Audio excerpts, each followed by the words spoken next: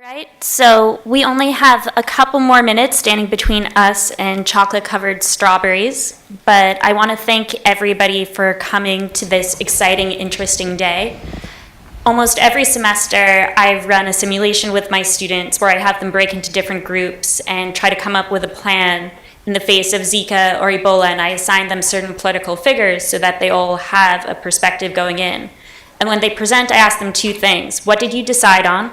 And did you think that was an effective response? And I've never had a group of students say what we decided on was effective. They all said, well, with the tools we had and the resources and the politics, the better ideas weren't necessarily the ones implemented, which is a lesson in reality for them. But I think this conversation not only gives us a sense of the challenges, but also gives us a sense that maybe when the next big one happens, that answer won't be the answer that we'll have, that we will have the tools to attack the next big epidemic and really do something to save lives. So I really want to thank you all for being part of today. Please go to the Petrie-Flom website if you are interested in further events in this space. We would love to have you come back for some of our other events. We have one at the end of this month on drug pricing policy, for example. And with that, I don't want to take up too much time before chocolate-covered strawberries, so I'm going to hand it over to my colleague, Ashish. So I'm the last person who stands between you and chocolate-covered strawberries. I just want to say thank you all, the few, the proud, who've stuck with us all the way through the end. This has been an extraordinary week for us. And across all these events, we've had amazing partners. Petrie-Flom, Smithsonian from a long time has been working with us very closely, so definitely check out the panels. And the last point I want to make is, I was sort of reflecting on what did I learn this week. The answer is a lot, long list.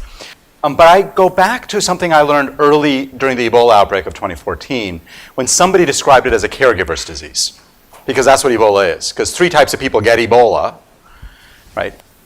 Family members, because they're caring for their sick loved ones, burial workers, because they're caring for the bodies of people who have died, and healthcare workers, because they're caring for people who are sick. And that, in my mind, is the analogy for me, at least for this week, because there are a whole bunch of technical issues, and should we do the virome or not, and what's the right type of vaccines, and are we investing enough in diagnostics? All super important issues, all huge issues that we got to think about. And the big conclusion is we got to do a lot more, and we need business models, and it's really important. I'm glad we spent time on that. But the big lesson is that these are fundamentally human things, human issues that turn a little virus into something that infects 500 million people and kills 30 to 50 million, or turns a disease into killing 11,000 people and infecting 28,000 in West Africa, right? That the things that make us human are the things that make us susceptible. And so we've got to get well beyond the biology and the microbiology and all that stuff, and we've got to have a much more multi-pronged, multidisciplinary approach to thinking about this. We had a sense of that when we put this together, but it really came out during the conversations about media and communications, vaccines, when we think about how we depict it in art and share it across the globe. So I just want to say thank you all, the incredible team of people, Shauna, Corey, Maroke, but a whole bunch of folks within HGHI. Thank you, Sabrina, for a long-standing partnership.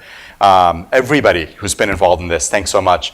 Enjoy. We have some coffee. We have some pastries out there. There are panels here, panels downstairs. Thank you all for being here.